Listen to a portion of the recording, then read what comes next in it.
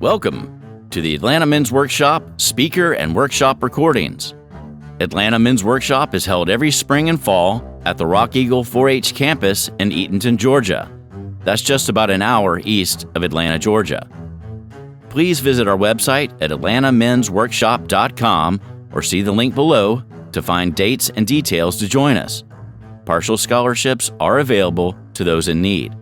We hope you enjoy this presentation, and we hope you will come join us at the Rock. Until then, we shall be with you in the fellowship of the Spirit, and you will surely meet some of us as you trudge the road of happy destiny. May God bless you and keep you until then.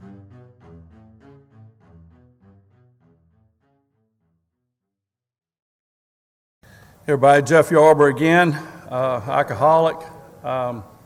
So I've been thinking about what I was going to say about our speaker this morning, and this kind of laid heavy on my heart.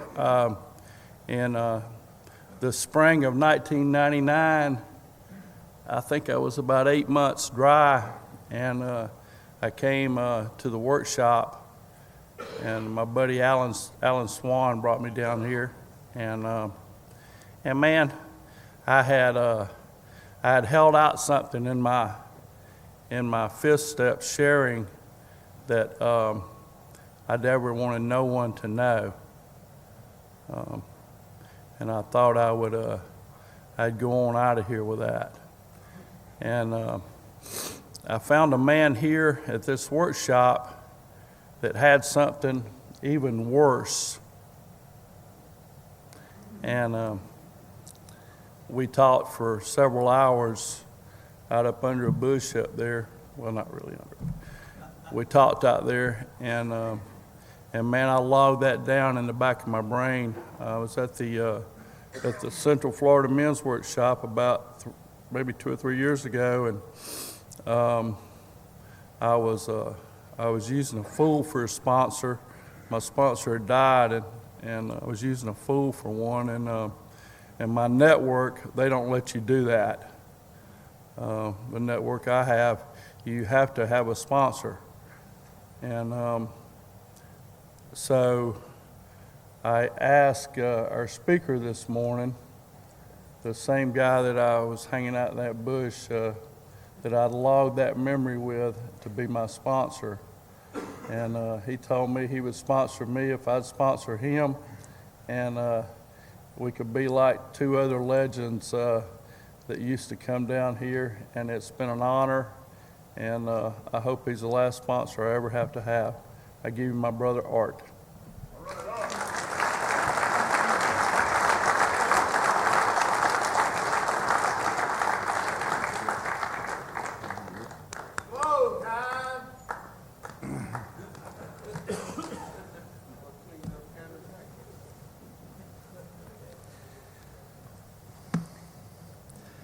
I have a smartphone for a timer, but I don't know how to use it. So we'll take that out of the way. My name's Art Sutherland. I'm alcoholic.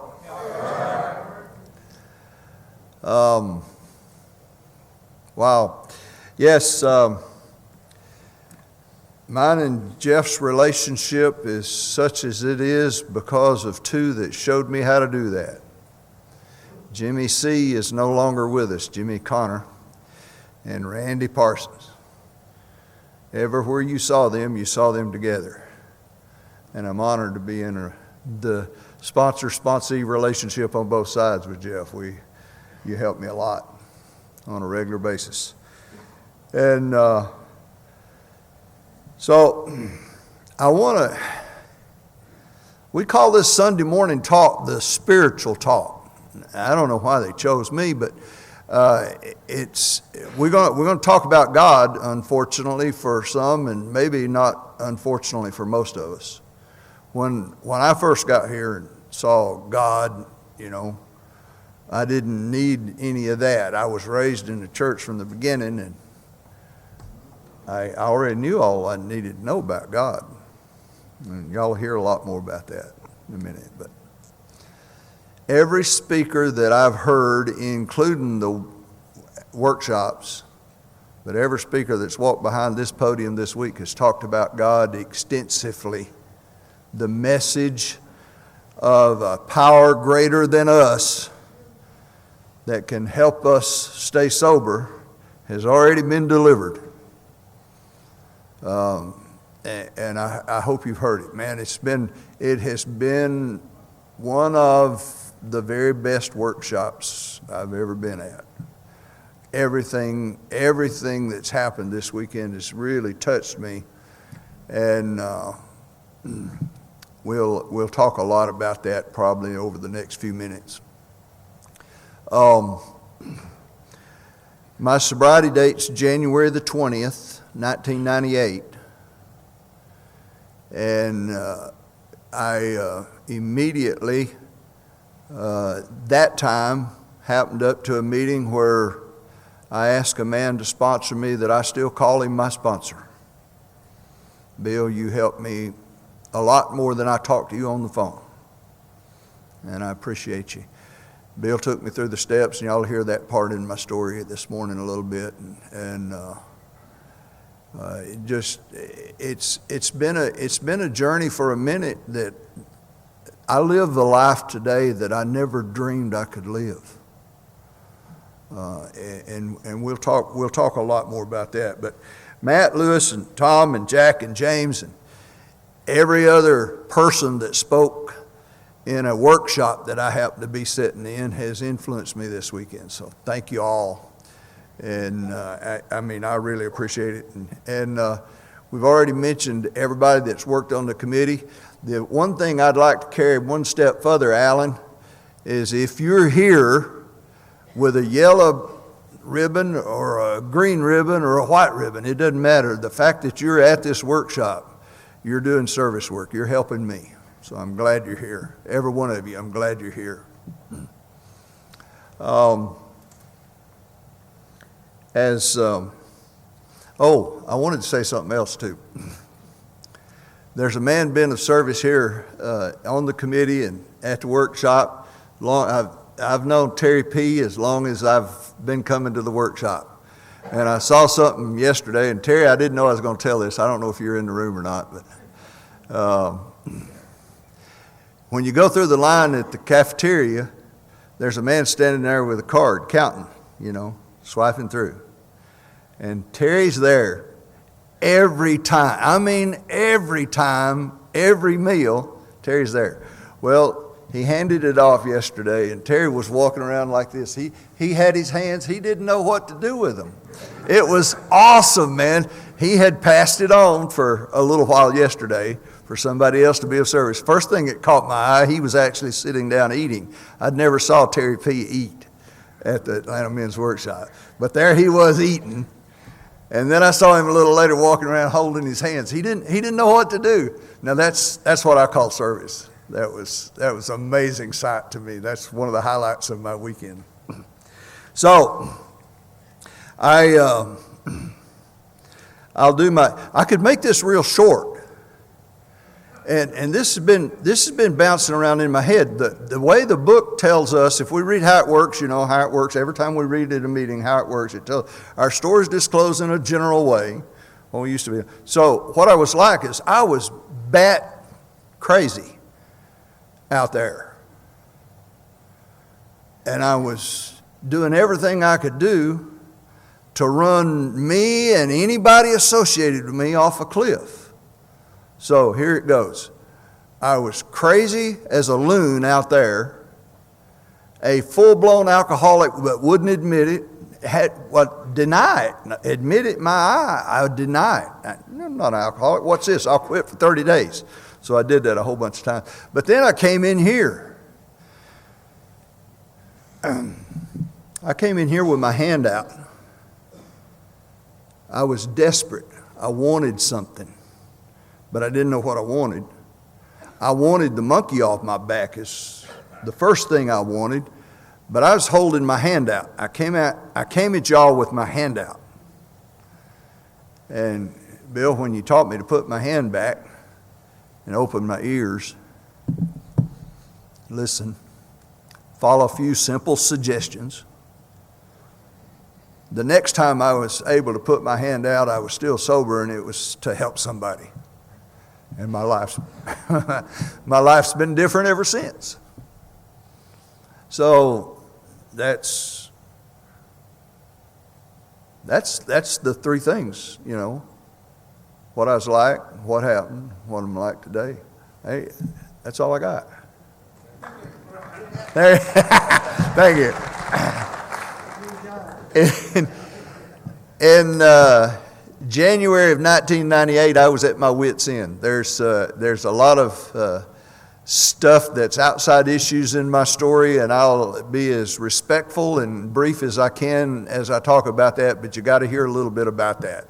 Because I did not, alcohol was working, you know. It was working for me, and it would have got me to y'all, but it would have took longer than the outside issues that I found. And I didn't need any of that. I've got no reason. There is no family reason, no kinfolk reason for me to be an alcoholic. I've got 5 brothers, 2 of them done gone on, but I've got 5 brothers, not one of us are alcoholic but me. I talked to my mom before she passed away after, you know, I was with y'all. She's got no recollection of any of her side of the family or any of my dad's side of the family that was alcoholic. So here I am, I'm a weirdo. Why am I here? And that leads me to talk about the Sunday morning concept of our workshop. I was, quote, please don't let, let's see, what does the book say something about? Please don't let religious terms deter you from the message. So, you know, us Baptists call it saved. I was saved when I was 12. I really, today, if you ask me exactly what that means, I don't know that I could tell you. I don't know that I'd even attempt to tell you.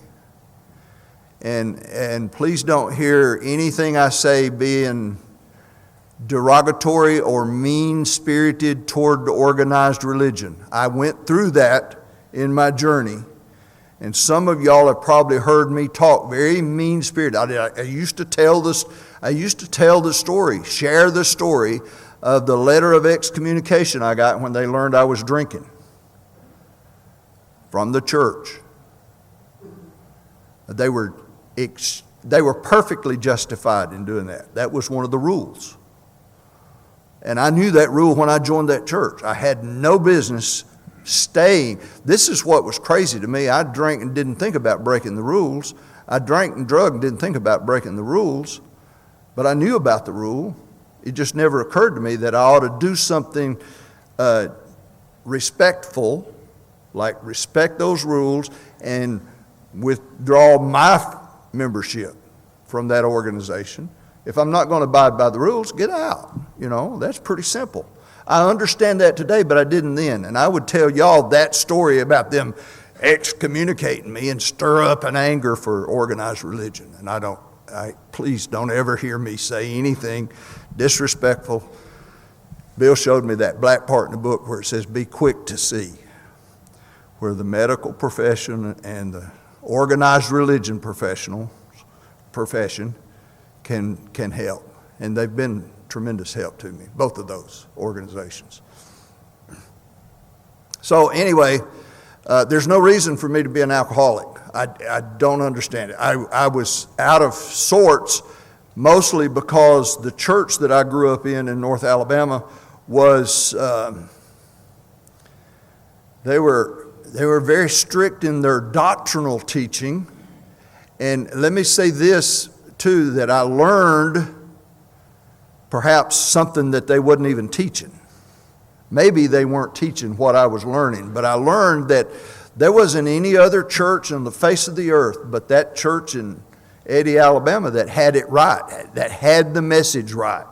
You know what that does to a lonely little boy that don't know any better? That excludes me. I couldn't even have friends in school. I never participated in sports. I learned later why that was, and I won't share that, but my mom had a very traumatic event at a football game, and she pushed that experience onto us, never let us participate in sports. And so if friends from church, if they were friends at church, they could come spend the night, or we could go spend the night. We had fellowship with the church, but we had no fellowship, no communication, no relationship type at all outside the church. And me and my four and no more. And what I know about me today is that made me a very lonely, scared little boy. And that's the way I graduated high school and went out into the work world. And in my senior year in high school, the county in North Alabama, Marshall County, was going through a wet-dry referendum election. Some of you guys my age will know about that. They don't have those anymore, but man, it was a bootlegger's paradise. And what I know about it today is the bootleggers are the ones that supported the dries a lot more than the organized religion folks did. I understand why now. It was an economic decision. But so I was from this church, I was the executive treasurer of the Dries. If you go get a newspaper from 1972, anywhere in Marshall County, there'll be paid political ads, and my name will be down at the bottom as the treasurer for the Dries. And so, I don't want to tell y'all too much about how weird I really am, but I knew then that I was going to drink. Mother spent my entire schooling keeping me out of organized sports, and I thought her only job was to keep me from having fun. And as big a deal as we made over alcohol, we got to keep the county dry, I knew I was going to drink. That she's just trying to keep me from having fun. That's what I'd tell myself then. She just don't want me to have fun, so I'm going to drink. I knew I was going to drink. So the time came, and I left home and wound up in Fairbanks, Alaska, on the back porch of a house up there with a guy I was working with, and he handed me a glass of wine, and I wouldn't be here talking to y'all if that wine had been the only alcohol out there. That was nasty stuff. That was my opinion of it. It may have been high quality wine, I don't know, but it was nasty. That's not at all what I thought alcohol would be. And so he says, well, we'll go tomorrow to the club. And so there's a country music club, nightclub, on Cushman Street in Fairbanks, Alaska. I doubt it's still there. But we went, and I had me a Canadian Club 7-Up, and my life changed. Now, I'm not sure if it was the first one or the second one, but I know I didn't get to 3, and everybody in that club was just lucky I was there. They were just real. And the women, man, it was. Yeah. I ran into a couple of friends that knew me, not from Alaska, but knew me from my drinking and drugging in Alabama. And I thought, get just right tanked up, I could dance. They've told me that wasn't dancing. I'm a little disappointed, but they told me that wasn't dancing. So I try not to do it. So that's enough. I earned my seat here.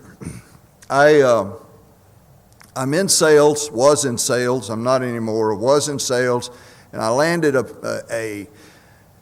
a deal in Birmingham, Alabama that put me in more money than I ever dreamed I'd make as a high school graduate. Never went to college. As a high school graduate, and all of a sudden I'm going to make some significant money. And I threw myself a party, and a girl shows up at this party with a powder, the powdered alcohol. And before that night was over, she said, have you ever smoked it? And so, My exact words, I'll leave out the vulgar word, but oh, baby, I'm in trouble now. And so, boy, it tailed off. I was on my downward path with alcohol. I would go to the motel and meet customers for dinner tonight in a strange town or a different town, and I'd get a 12-pack of beer, and I'd consume most of that beer before I'd go to dinner with them, just so I could be comfortable at dinner with them. That was, well, so I know now that I was tailing off. I was headed toward real trouble with alcohol. But the powdered alcohol got me there a lot quicker. That was had to be in May of '96. And the problem became so obvious that my boss confronted me about it and sent me to a rehab in Huntsville, outpatient rehab in Huntsville, Alabama. I never slowed down. That was like a 4-week or maybe 6-week deal. 6 weeks or 5 weeks they P-tested me. And so, my boss didn't like that either. The results of that P-test was bad. And so they sent me to Atlanta.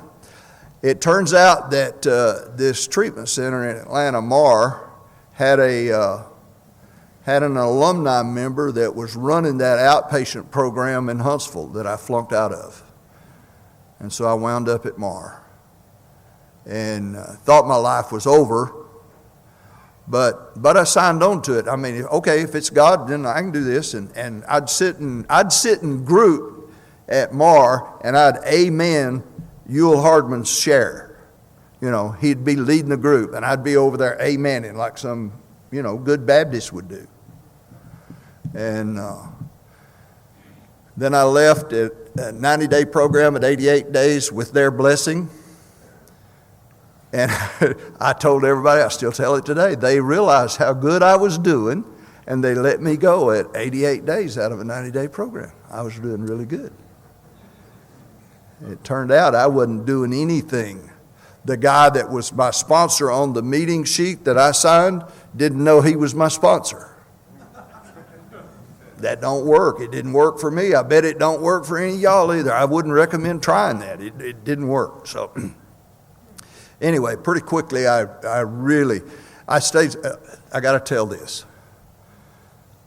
I stayed dry for 3 more months. That's at 6 months.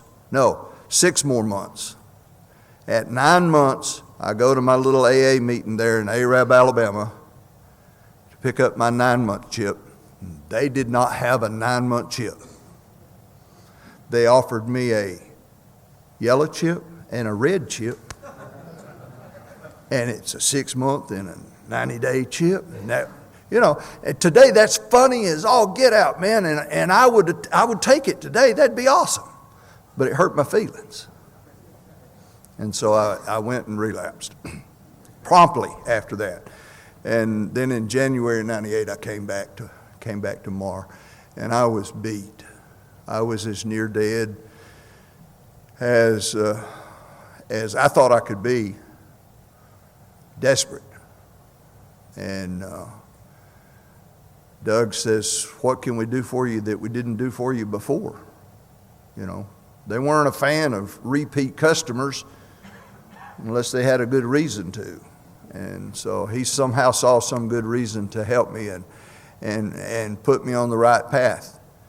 And I've had an awesome journey. And that's enough about my drug and alcohol using. Some of it may come out a little bit later as we go, but Doug asked me to tell a little bit of why I was in his Sunday school group at his church on Sunday morning. This was 30 days or so into this run. And I walked in the church, and there was a big banner there that said "Hope" on it. And I don't know why that banner touched me. I don't know why that worked like it worked on me. But I had hope, and I've had hope ever since.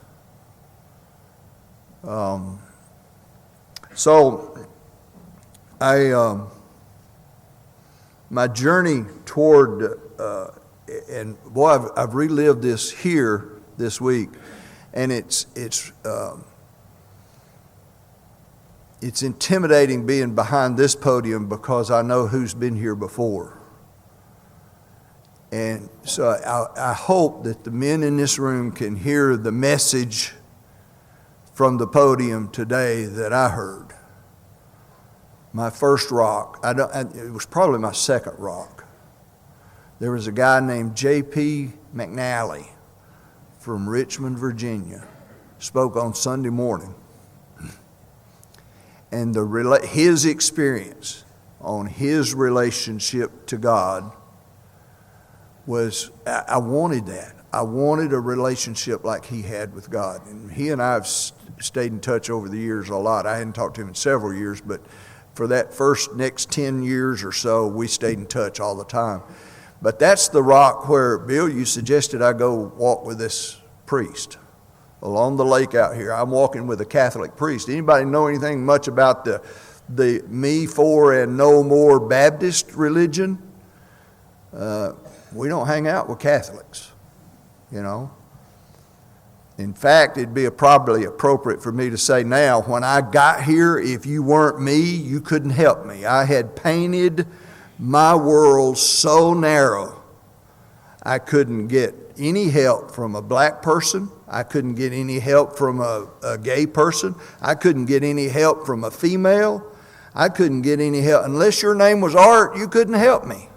That's a desperate, desperate place to be in. I didn't realize I was bigoted on all those areas, but when I realized my religious bigotry, then I understood that I was very narrow-minded in every area of my life. And so there's this Catholic priest from Chicago, Illinois, here at this workshop.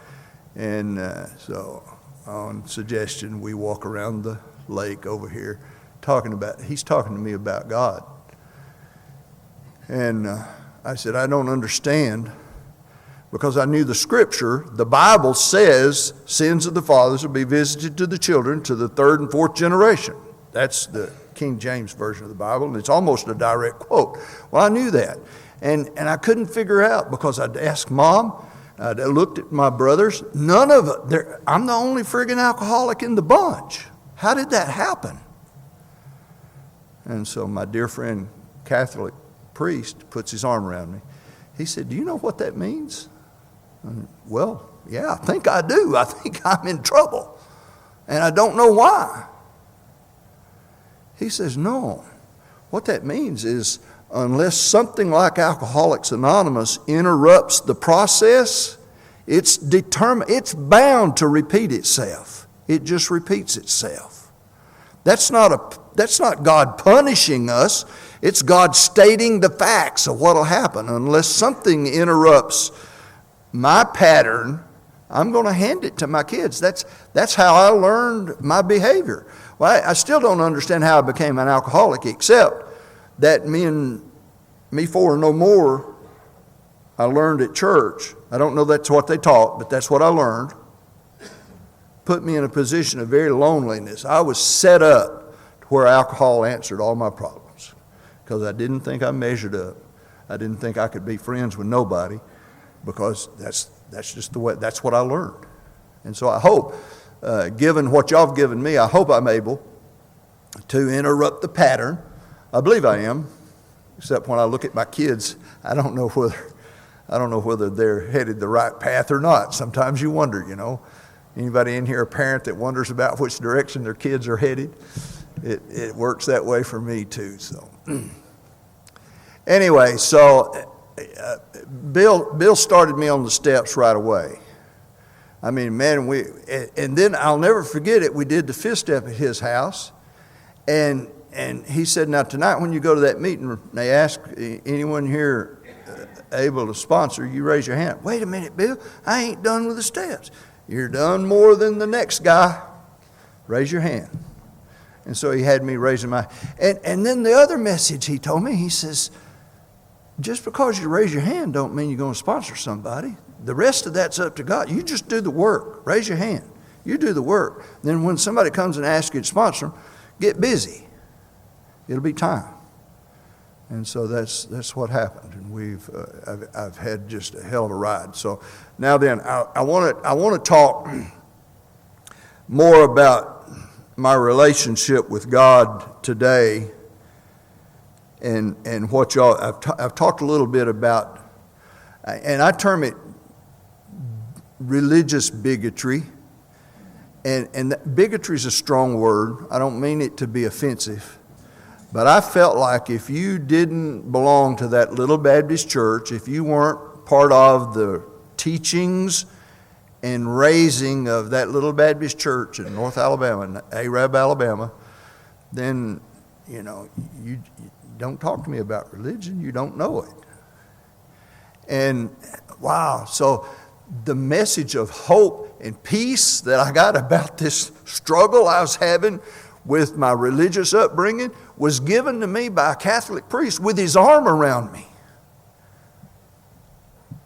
Man, I'm a winner. And that freed me in a way I can't even describe, how it freed me to explore other things. Well, if I was wrong about that, what else do you reckon I've been wrong about? Because I was hard-headed. I was bullet-headed. You couldn't turn me with a tank on something I believed in. And there I was, y'all talking about God, and the feeling I had here, I knew you were right. I knew y'all had a connection with God that I wanted. And I didn't know how to get it. Work the steps, right? So then, the Catholic priest with his arm around me said, no, that's not what that says. That says unless, you can read it, you can read into it what you want to, but what God's saying to us there is unless something interrupts the pattern of parenting, handing down to their kids, that's what the kids learn. And so now then, I look back on my experience as a kid growing up in a family I had 5 brothers. Growing up in that family, I understand, and my brothers are still not alcoholic. I'm the only one in the bunch. Now, they have some behaviors that indicate prime medication of alcohol would help sometimes, but I sure don't recommend that. So now, here's the deal. I started doing step work, and I was shown. I didn't find it. Please don't hear me say I found it. Somebody pointed out on page 45, lack of power was our dilemma. And, I understood what my religious upbringing taught me about power, but the reason I had no power, no control over my life was I lacked power. We had to find a power by which we could live, had to be a power greater than ourselves. And that's what closes the mind of this Baptist. Power, you mean a doorknob? You mean, what do you, a power greater than? No, it has to be a power greater than myself. I love, Bill said, don't recommend a doorknob because you can turn that doorknob. So, the next paragraph in the big book says, it means, of course, we're going to talk about God. And so if you have your mind made up or you have an experience similar to mine about God, then you probably, I am convinced that I was extremely prejudiced. You remember I used the term religious bigotry? I was extremely prejudiced. And so then Dr. Bob, our co-founder, says, if you think you're an atheist, an agnostic, or a skeptic, I was maybe all three. I never called myself an atheist. Always believed there was a God.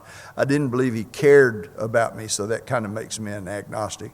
I believe he had too much going on. This is what I really believed. He had too much going on with all y'all to help me.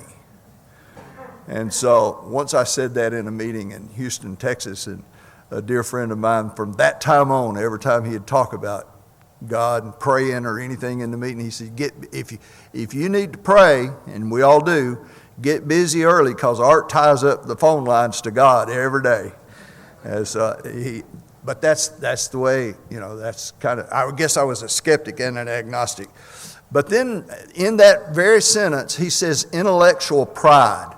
When Dr. Bob says that in his story, that intellectual pride is what got me.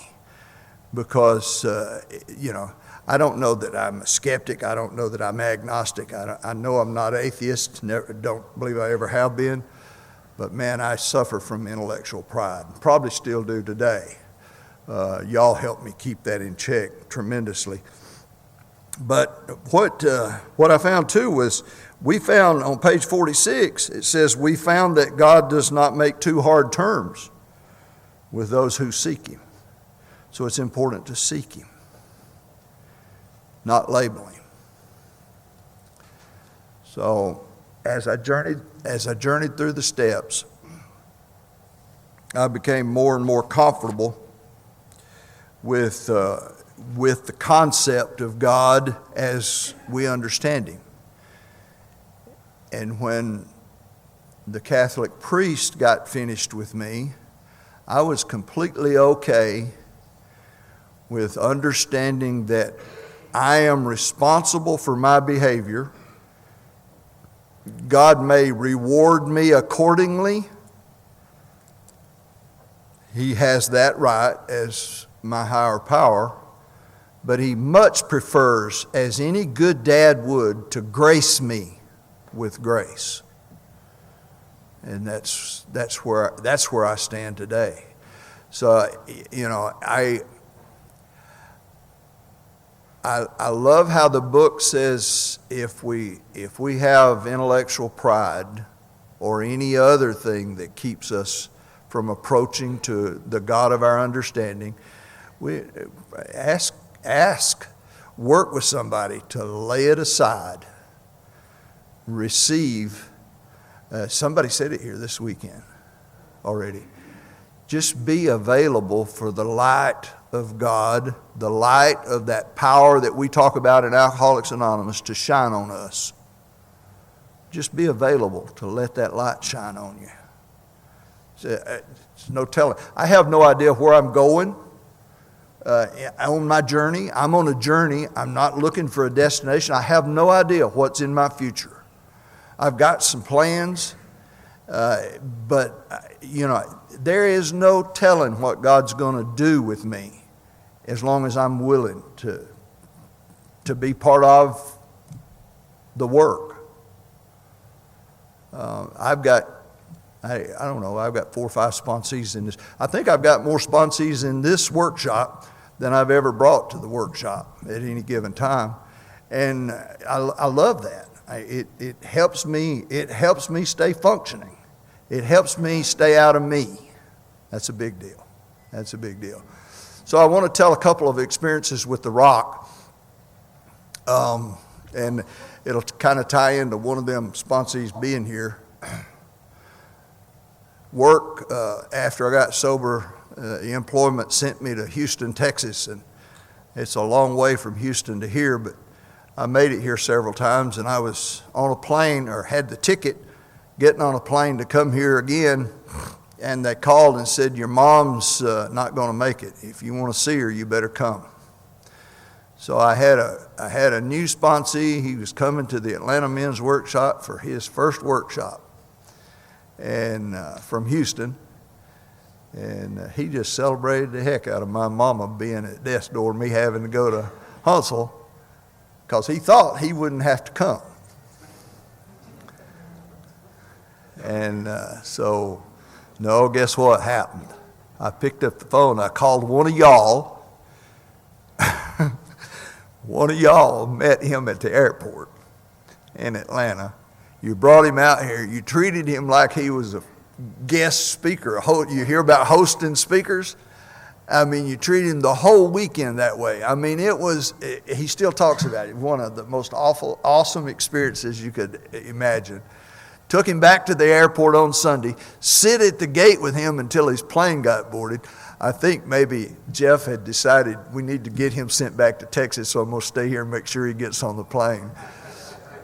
But that young man's in the audience today, and he ain't missed a workshop since. And that's a big deal. When we talk about legacy of the workshop, that's what it means to me. And so Mother's laying there. I get off the plane in Huntsville, and Mother's laying there. They're purple, almost black. I mean, everything's shutting down. We knew she's gone. She's gone. I leaned over. At that time, I think we were still 300. We might have already gone to 400. But I leaned over and I whispered in her ear. I said, Mother, there's 300 men in the woods in Georgia praying for you. Her eyes flutters open. She says, I guess I better get better then. She's sitting up in bed the next morning eating breakfast. Now, I don't know nothing about God, but I know that her name was mentioned from the podium, and there was a bunch of you men praying for her, and she got better, just like, okay, that's a big coincidence. But I prefer to think of it as God working. God working. And she lived 2 or 3 more years after that. It was just an amazing circumstance, the way that all worked out. And she was so flippant about it. It was like she wasn't near as bad as we thought she was and near as bad as she looked. Because, I mean, as quick as I said that to her, well, I guess I better get better then. And through the grace of God and the love of you people, she did. She just got better. So, a couple other things that I want to share with you that we've kind of touched on a little bit. I grew up in the church, like I mentioned, and never intended to get divorced. But the consequences of my behavior at 10 years sober led to divorce. And my behavior had occurred before I got sober. But in all the work we could do in 10 years, I could not repair that damage. And so I want to talk a little bit. I'm not going to go through the steps, like we do, but I am going to tell you this. Don't ever recommend to your spouse to read the chapter to wives unless your sponsor, and good sponsorship will work that when it's time. That chapter is there for a reason, and there is a time for that. Thanks for the workshop last night. That was powerful. Don't do it. As Scotty told you, Robert, just don't do it. The other thing you don't do is read up on the chart over here. They have it hanging on the wall in every meeting, steps. You can read down there, you got to make amends. I didn't realize that was all the way down to number 9. I didn't even realize I was supposed to work them in order. This was before I asked you to sponsor me. So I call her up, and I'm going to make amends on the phone for some infidelity. And I'd like to blame her for not, well, good night, I've been sober 10 years, I've helped all these people, and I've done all this. No, man, when you do certain damage to certain individuals, it's irreparable. And if I had done the program the way it's outlined, that might not have all happened. So, in your journey toward finding your relationship with God,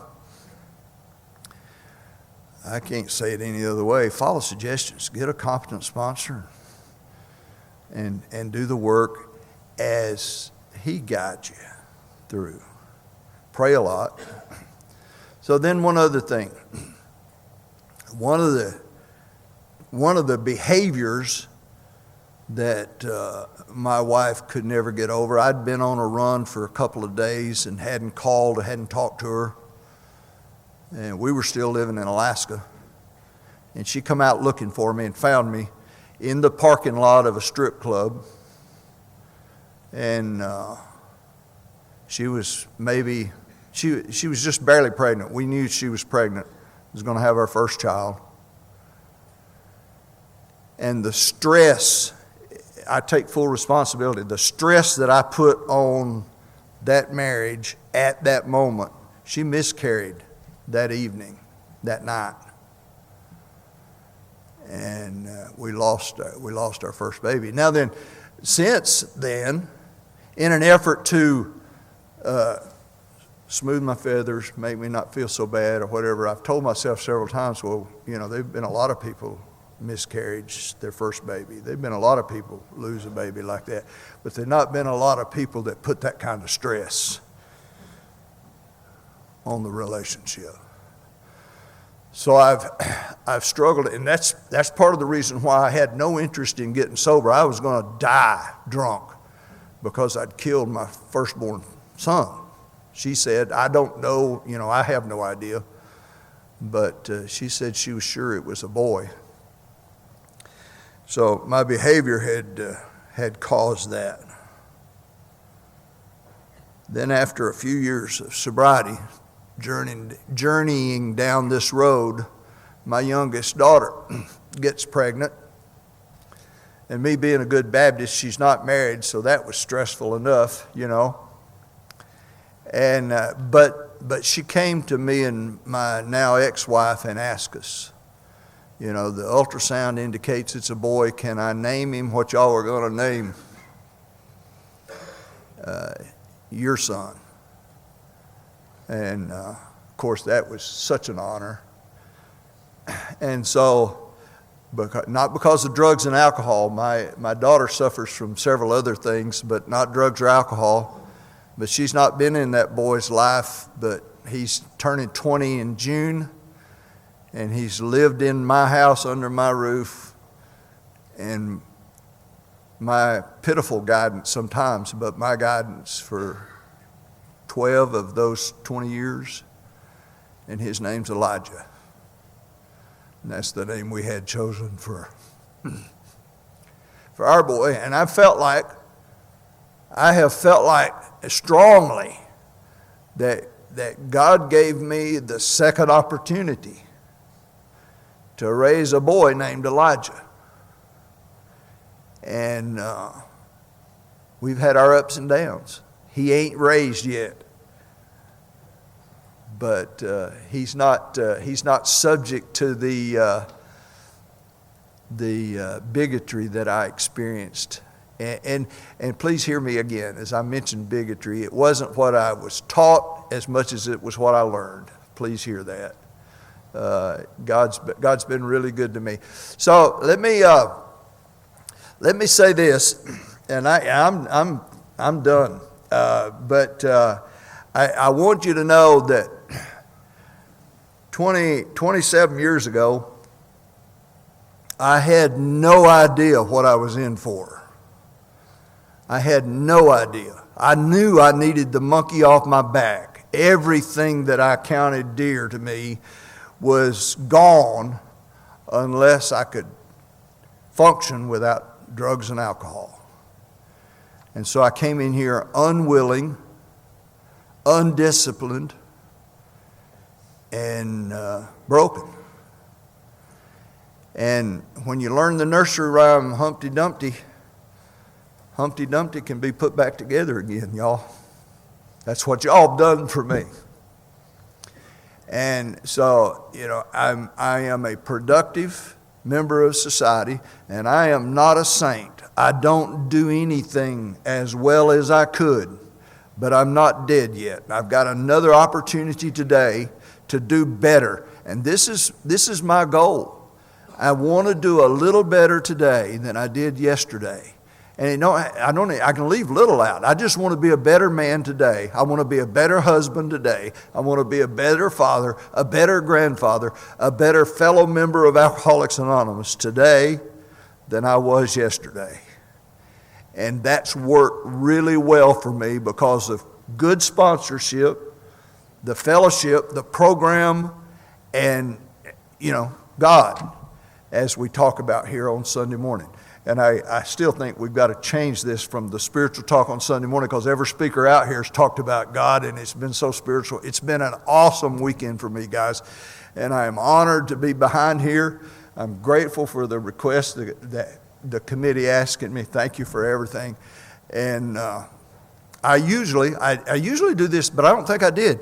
I usually leave my phone number on a recorded talk I do, and it's 770-540-0350. And the reason I do that, if you ever happen to be listening to the tape, or if you just wrote it down now and you need to call, you need to talk to somebody, that phone, it's smart. It stays on all the time. And most of the time, if I take my hearing aids out and I lay just wrong on the pillow, I ain't going to hear it ring. So I apologize for that. But please, the only way I've got a snowball's chance in Hades of being successful in my journey is with y'all's help. That's the only way I can do it. And I believe that's true for most all of us, but it's definitely true for me. Thanks, guys. I'm glad I'm here.